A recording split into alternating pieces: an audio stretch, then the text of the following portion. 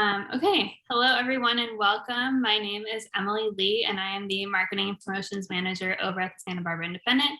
Thank you so much for tuning into today's very special episode.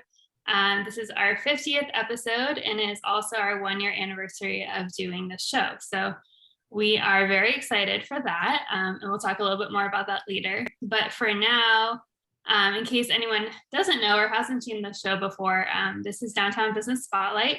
And it's an interview series hosted by the Santa Barbara Independent and Downtown Santa Barbara, where we interview and highlight different downtown Santa Barbara businesses. So we are recording this conversation and it will be online on both independent.com and downtownsb.org for viewing afterwards. And you can also go see all of the previous 49 episodes in case you have missed any of those on those websites as well. If you have any questions for our guest today, just go ahead and put them in the chat below and we'll work them into the conversation. And I think that's it. So our host today is Robin Elander. Robin is the Executive Director of Downtown Santa Barbara and she'll be hosting our conversation today. So with that, I will turn it over to her. Well, thank you so much, Emily. This has been such a joy. It's so exciting that we're actually on our 50th episode. So I think right now is a great opportunity to just highlight the different people that we've hosted over this past year. So as we mentioned, it's been every Thursday for the past entire year, and we've hosted about 140 different downtown businesses on this show, and so it's been really fun. And we just wanted to show you some of the images from some of those folks. So if you want to bring that up, we can just highlight that. We've also had about 50,000 views of the different shows. And so it's an opportunity for us to really showcase the diversity of businesses that are downtowns in downtown Santa Barbara. So Downtown Santa Barbara organization supports and promotes over 1,400 businesses in the downtown central core. And this is one of the programs that we do to support that. So today we have two amazing guests. So we have Ashley Fox, who has recently opened a new location of Vintage Fox. So welcome, Ashley. And we also have Andrew Gonzalez from 805 University. So we're going to talk to them in just a moment. But before we do that, we just wanted to show you some of the amazing people that we have highlighted over this past year. They range from downtown business leaders, city officials who've been supporting the downtown promenade, as well as just new businesses that have opened, nonprofit organizations, as well as, just a very wide range of awesome business leaders. So we're excited for you to make sure you have an opportunity to check out different ones. It's great to see how the different businesses have been able to pivot and to keep open and to just showcase the different things that they've been able to do to continue to stay in business and thrive and collaborate and kind of change their business model to really handle this crazy moment in time that we continue in. So today's, as I said, our 1-year anniversary. And so I'm excited to continue the conversation with our two guests today. So thanks, Emily, for showing that. And thanks for being such a phenomenal co-host and all of the other great folks at the Independent. This has been a lot of fun. So to dive in today, we're talking about new businesses and relocated businesses. So Ashley, let's start with you. Tell us a little bit about your background, how you got into your business. I know you've had some different locations. And tell us a little bit about you. We lost you. Are you still there? Yeah, I'm here. Can you hear me? There you are. Okay, perfect. Now we're ready. Now we can see you.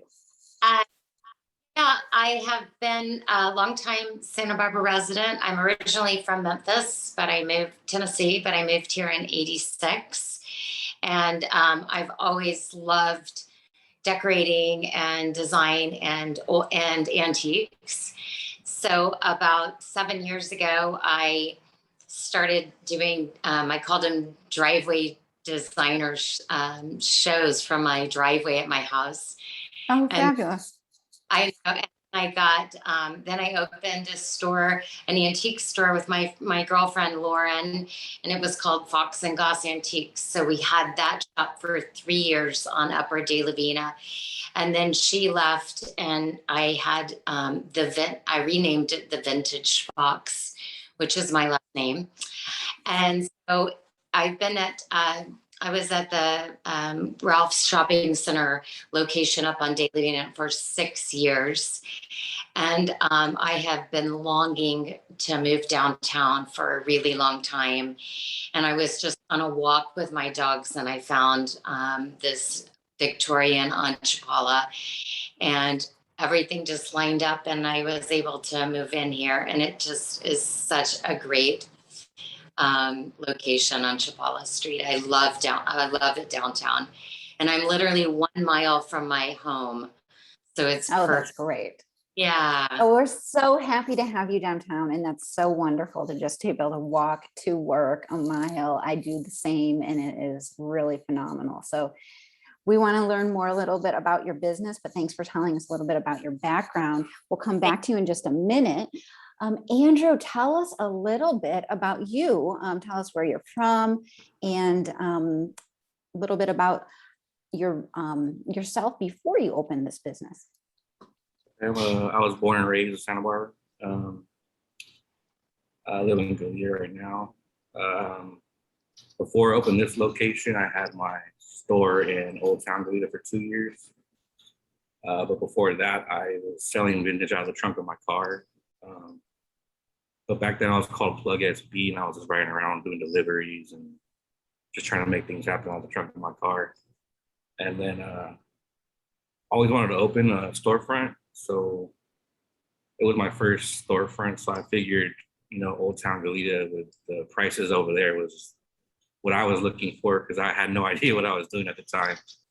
And also like the Vintage Fox, I always wanted to be downtown Santa Barbara too.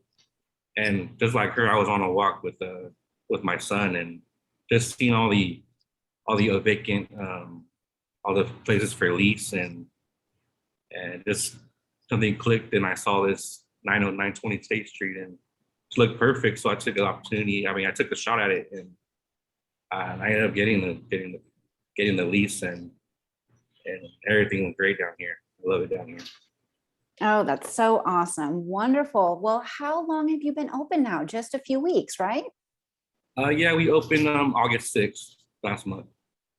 All right. I think I happened to come by there that day, and Yeah. I was like, oh, hello, and saw that Yeah. amazing mural, and Yeah. excited to have you here. So I want to dive in a little bit more, because both of you have chosen to open and run and kind of been a big part of your life with vintage. And so, Andrew, do you want to talk a little bit more about how you got into that?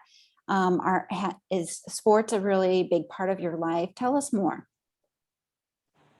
Yeah, sports is a very big part of my life. I played sport throughout since I was like 5 years old, and played all the way to high school, and then ended up coaching my son's basketball teams, and then All right. I actually ended up starting like a nonprofit basketball team that travels around California. So I was doing that before I was opened my store. Yeah. Sorry, what else did you want to know? Just how did you get into the vintage aspect Into the of? vintage thing? This was after basketball was done. My son's in high school now, so I kind of stopped the basketball thing, and I was just looking for something new to do, and looking around and just seeing what people were wearing, and the fact that vintage was a thing. And I see kids that are way younger than my son wearing stuff that I used to wear when I was in the 90s, and it kind of excited me. And I was like, wow, I love all that stuff. That's what I wore, and I want to get into it, and just haven't looked back since then. It's been like 5 years now since that happened. Oh, that's so interesting. Well, we're going to come back to and learn a little bit more. But first, let's go back to Ashley. Tell us how you got into vintage. You know, you said you started this initial shop in your driveway, but what is it about kind of collecting these items? And tell us what aspects of those items that you're finding have kind of sparked an interest in you. Well, I grew up always looking at decorator magazines, and I guess that's where my love of decorating and antiques came from. And as I've grown older, I have to say I'm sort of a serial redecorator at my own house. So that's kind of how I ended up always accumulating more antiques and linens and everything. So every time I would change a room, I would need to find like a home for these other things. So that's how I got into kind of doing the sales, I guess. And I've always loved old things. I love the quality of how they were built. You know, the craftsmanship. I have things in my store from the, you know, late 1700s. I'm always amazed that, you know, things last that long and are still so beautiful. And then there's just something about preserving those things that is really valuable to me. And also sustainable. You know, we're using things that are already here instead of creating new ones. And I that feels really, really good to me. So, yeah, and not to mention that the things that were made from the hardwoods, the mahoganies and everything that have lasted hundreds of years, they're already put together. There's no assembly required, and they will last and last, and just get more patinaed and beautiful as time goes by, I believe. So true. And in this day and age, having, you know, things that are upcycled or found objects, they're not only super interesting, they all have stories, but it's also sustainable and economically or environmentally friendly, and sometimes economically makes sense as well. But tell us what are your specialties? What kinds of things do you like to source? How do you source them? What is in your shop? Well, to be an antique, the true definition is that an item has to be 100 years old. So I called myself a vintage shop because I love all different vintages. I love, you know, really, really true antique things. I love the 40s. I love the 60s. You know, mid-century, of course, is like the hottest thing now. So I have a bit of everything.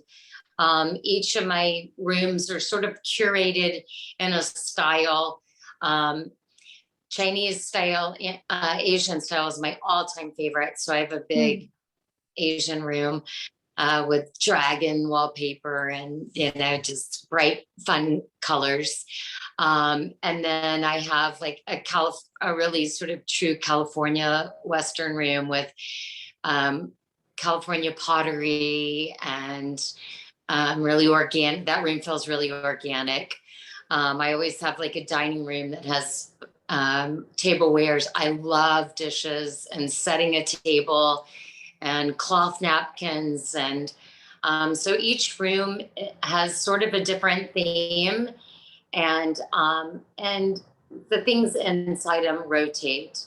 I also have a outdoor space that has a lot of garden items because Santa Barbara is all about being outside and having garden things. So yeah, I love all different eras, different time periods, and just in the design world. I definitely love the contrast of those pieces behind you. Those are so interesting. Not only, I think that wallpaper there, or is that tile and that green dresser looks fabulous. So thank you so much for sharing all of that. Sounds so interesting. Do you source all of the items yourself, or do you have a small team of people that are always looking around for you? Or how do you go about, what is your business model like that you have initiated at this store? Well, I get things from a lot of different sources. I host estate sales for people when they're trying to empty homes. So a lot of times I will go in and say, I'd like to buy this, this, and this, and I bring it to the shop, which is a great way for the item to have longer on the market too. Mm, You know, it doesn't sure. sell in a weekend estate sale. So I get things from that. I go to estate sales. I travel to LA and different places. I go to the flea markets. Um, and then I also have had a really loyal customer base who come in and sell to me or consign to with me. So definitely different avenues that I go to find different things. So interesting. It must be so fun to look around and It's find so the, finding the things is the most fun, and then setting up all the different rooms and the vignettes is also really fun. so interesting. And I think you probably have some of those followers or people who have been supporting you over time. They're in the chat. They're saying, "We love the vintage fox. We Yeah. loved your previous shop. So it was epic on the house of Chapala." So super exciting. Let's come back to you to speak about that, your shop some more. Thank you for sharing. Andrew, tell us about that beautiful mural behind you, and we'll go into a little bit more about how you source items too, but that mural is so special. Tell us about it. Yeah, he's a local artist named Griffin Lounsbury painted that for us. But that's Nipsey Hussle, who is in the picture. He's a rapper that died like in 2019. But his music was pretty important to me and a lot of people around here.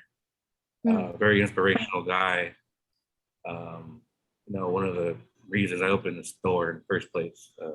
Oh yeah, tell us more about that. What his inspired music's you very, about him? it's everything. His business mind, his encouraging words in his music. He was just a good person to look up to. Been listening to this since I was about 18 years old. Yeah, so he was a big part of this.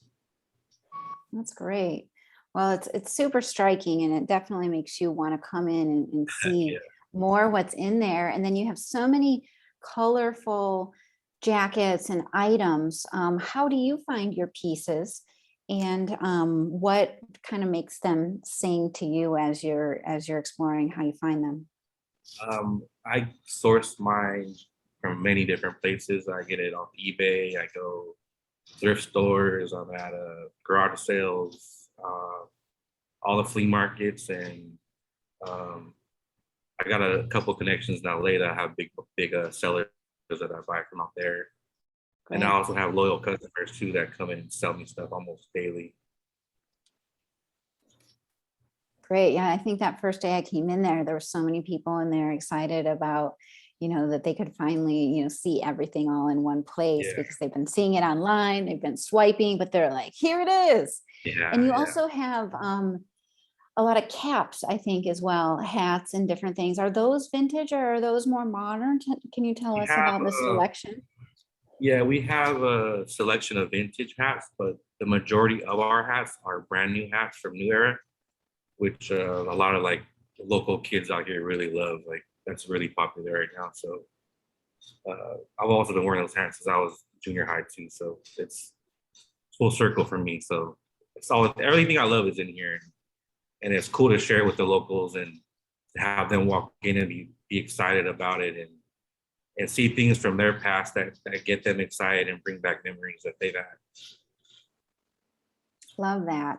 Well, you're definitely filling a niche here in downtown. A lot of the kids who like to bike around downtown, they told me, they're like, we really need a sports store and a place where we can buy caps. And so only a few weeks later you opened. So you must Yeah. have had your ear to the ground as to what the youth Yeah. and the locals are looking for. So that's great. Yeah. Tell us, what you hope for with your shop. You've only been open there, a short period of time. How are you looking to contribute to the community through your shop, and what are your kind of hopes for it? Well, I hope to be here for a very long time.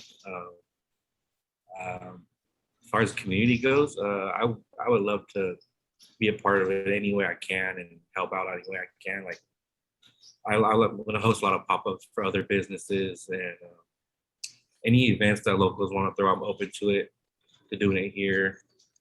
Also next year, I'm trying to plan like a backpack giveaway for schools and school time and different things like that. That's great. Yeah. Wonderful. Well, I hear through the grapevine through one of my colleagues that he said you might be interested in hosting a DJ for one of our Halloween events. So we'll have to talk more about that. Yeah, But yeah, love that you're interested in doing that, especially because it'd be super fun to have kind of a runway show of the kiddos showing off their Halloween outfits in front of there. But we'll come back to talking to you a little bit more. Ashley, what do you hope for at your new shop here, and what kinds of things do you have coming up? Well, like Andrew, I hope to be here for a long time. As do we. We hope you are both there quite some time as well. I know it's hard to get open, and sometimes it's like, I just want to stay open, but yes, keep going. We are very excited for you too. The main house has all of the antiques and the vintage things. And then there is a glorious back patio that has a little shed that Lloyd Dallant, who is a local artist, has set up her art gallery from. And then we actually built another shed in the center of the patio that we would like to host different events, either pop-up shopping events or local artist showings. We would love to do some nonprofit work, and the COVID-friendly space because it's outdoors.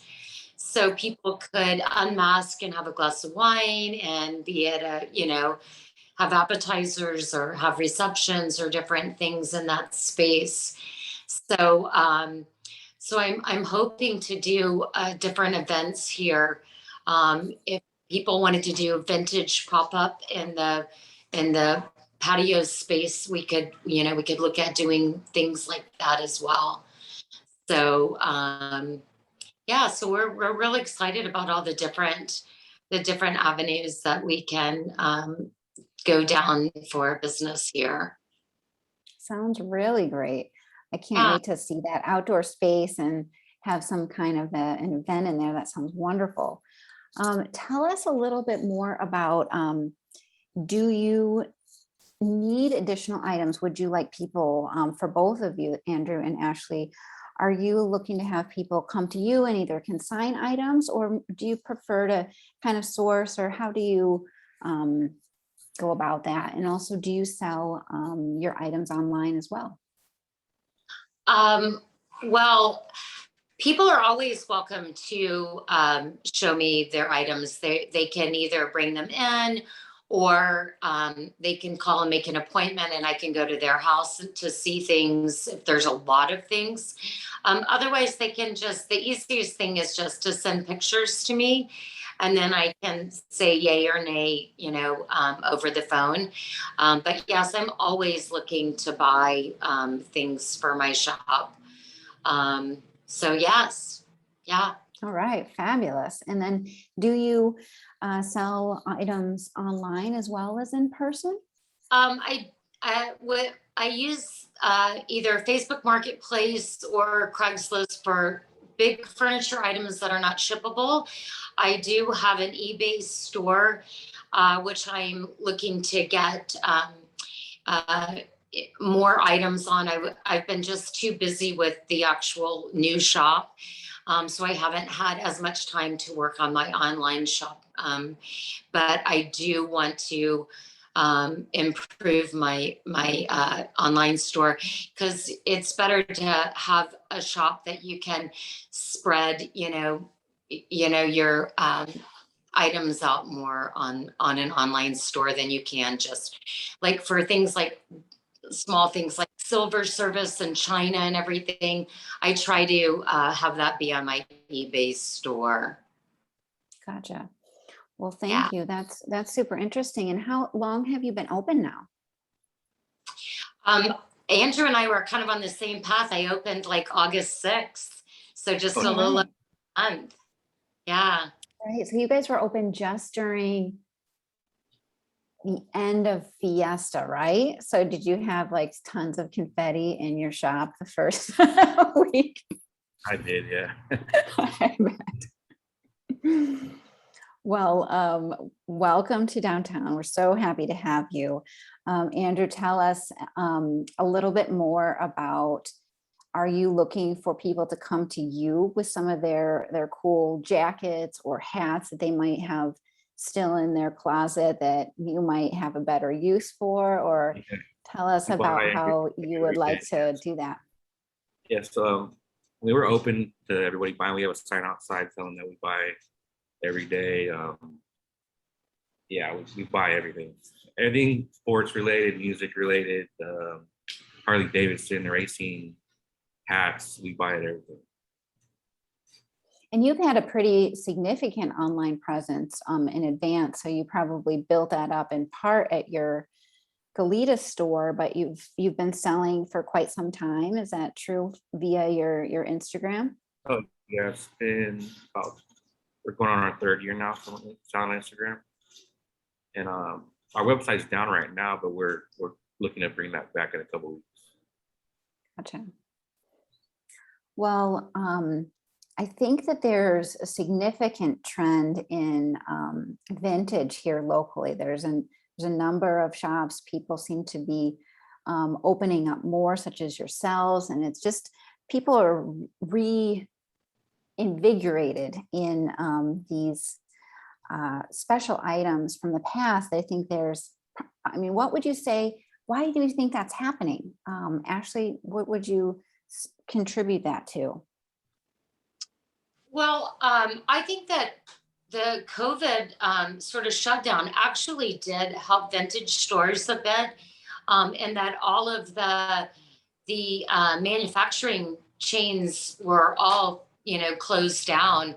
It was taking months for people to get a dresser from Pottery Barn or whatever, and so the little vintage shops were able to source things locally. And I think that actually did help the vintage shops a little bit.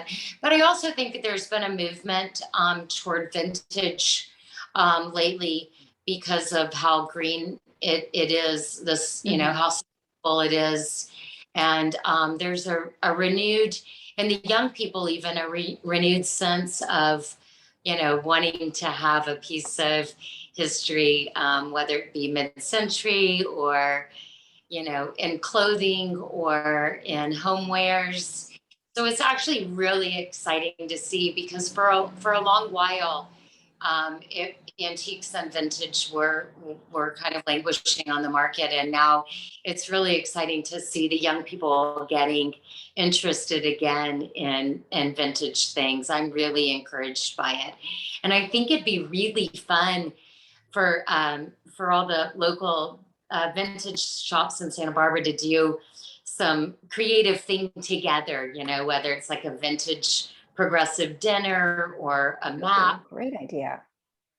Because people who love vintage love going to all the different places, so it's exciting. It's really exciting to see people getting out of the big box, shops and wanting to do creative, unique gifts for weddings and things. I'm really encouraged by it. Awesome. So great to hear that. I love that this movement not only is growing, but it is attracting young people, and it is really just a way to be sustainable and also to have this intrigue and conversation about unique pieces and about our past and about what it means to look forward to the future. Andrew, what would you contribute some of kind of the more recent resurgence of interest in vintage, and what are your thoughts on that? From my point of view, from what I sell, I think has a lot to do with the quality. It's better back then, and it's exciting to see old things still intact, and yeah, I don't know. It's also trendy right now for the young kids, and but I think as soon as they get it in their hands, they can tell the difference between what's made from now and then what was made back 30, 40 years ago. And sometimes it's crazy to see how much better the quality was back then. It's cool too that the kids are interested in that, because usually they're often interested in so much technology, all this new stuff, but the fact that they're actually interested in the older, intriguing, different items, that's really cool. And thanks for helping with that process. Emily, do you have anything that you'd like to ask, or do we have any questions in the chat? Or we do. We have a question in the chat from Jean, and then this is for both of you. What is your most favorite vintage item that you obtained and or sold? Great question. I think it's a good one. Well, I could start with that. Interesting, because I can usually easily part with pretty much everything that I purchase.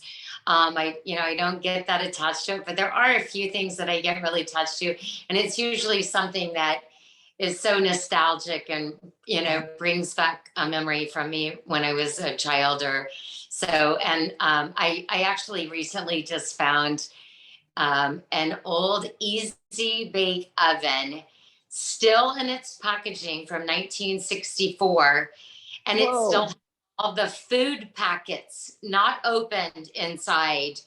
And I just don't think I'll ever be able to sell it, because that was the crazy thing. And I grew up using my Easy Bake Oven, baking little cakes for myself and my brothers, and it was such a funny machine. I don't know if y'all had one, but it cooks with the light bulb. You know? So yeah, I had one.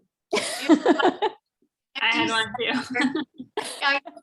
7 years ago, with the food packets all still intact in there. Anyway, I don't think I'll ever be able to sell that. It's too fun. Oh, that's super special. Oh my gosh, I love that.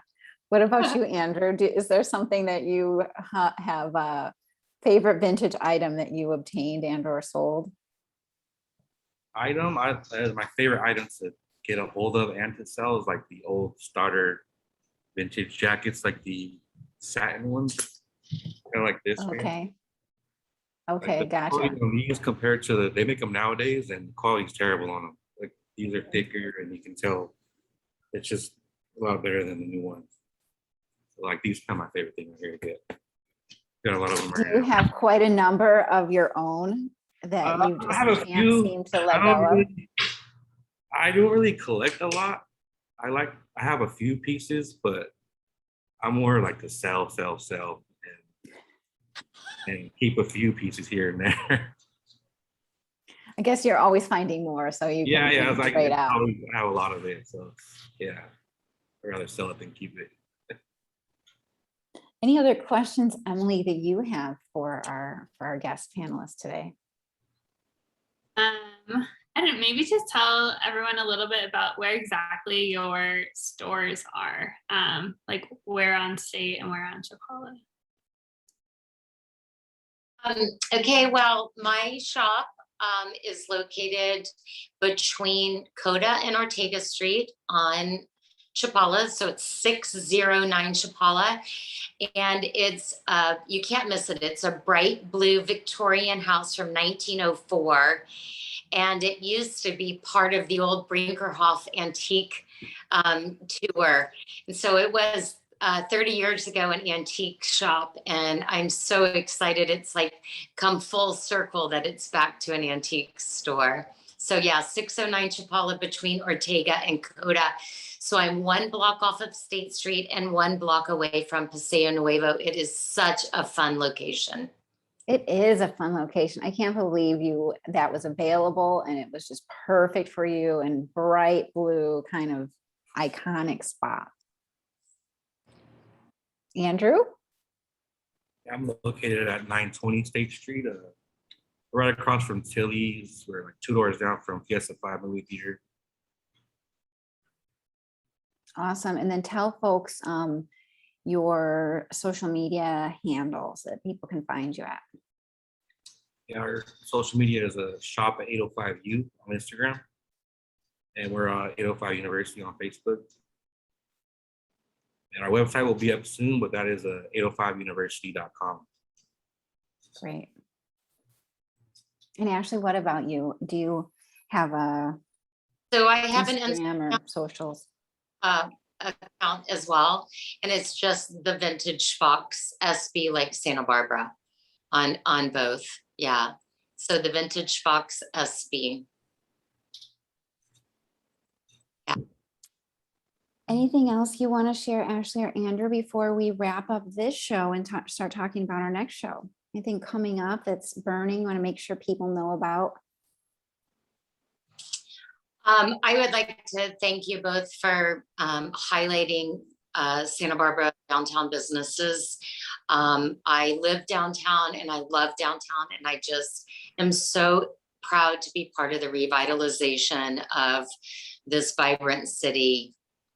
So I just so thankful. Thank you for that. We're happy to support. Well, great. Emily, I'll let you wrap it up, and you want to share a little bit about what's happening next week?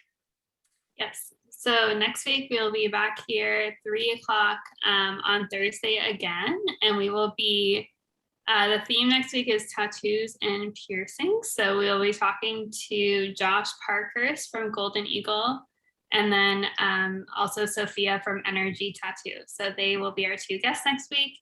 And I think that will be a really interesting conversation, and we haven't had a theme like that yet. So that will be a fun one. Anything special happening in the independent? And I see a lot of a book issue, and that's your kind of area of interest. Yeah, so our cover this week is all about the Planned Parenthood book sale that's happening. It launches next week, but we did a little profile on it today on our cover story. So be sure to check that out, both the cover story and the event, if you're a reader. And they always have a great selection, and the price is always right there, and it's for a good cause. So it's a win-win-win. And we have, in terms of other things that the independent's doing, we have Burrito Week that's coming up on September 23rd. And we have 15 different restaurants participating. So it's 7 days, and there'll be $7 burritos available all throughout Santa Barbara. So if you can eat all 15 in 1 week, you get a lot of extra points. But there's really something for everyone. There's traditional burritos, there are veggie burritos, breakfast burritos, and even a few dessert burritos. So more details on that coming on the 23rd in that issue. Yeah. Great. Yeah. And I think that's it from our end. All right, I got a couple things to share, updates from downtown Santa Barbara. So today, as usual, first we have our State Street Promenade Market happening. We've got some music there as well. That's on the 900 block, right next to kind of Chase in that area. And we have our first Thursday coming up in October. So that's going to be the first Thursday in October. That's the 7th. And that's from 5 to 8. And you have an opportunity to check out around 15, possibly up to 20 different venues where they are hosting different local artists. There's often entertainment as well. So it's a great way to check out different shops. We are starting to plan for October beyond. And so there's some super exciting things for different local businesses to get involved in. Halloween, Safe Trick or Treat is going to be back. We're excited to be planning that. And holiday activities are on the way. So I know it's only September, but there is a lot in store coming up. So excited to connect with everybody and give everybody an opportunity to be further promoted through those things. So you can check out all the things that we're doing, as well as all of the previous 50 shows on our website at downtownsb.org, plus itineraries and a whole database of our over 1,400 businesses in different categories on our website and social media. So we hope to see you all next time. Thank you so much, Ashley and Andrew. We invite you all to check out Vintage Fox and 805 University. And thanks again, Emily, for being such a great co-host and the Santa Barbara Independent for making this show possible. Thank you. Thanks to Downtown. All right. Thank you, guys. We'll see you all next time. Thank you. Bye. Thank you, everyone. It was wonderful. Oh, thank you too.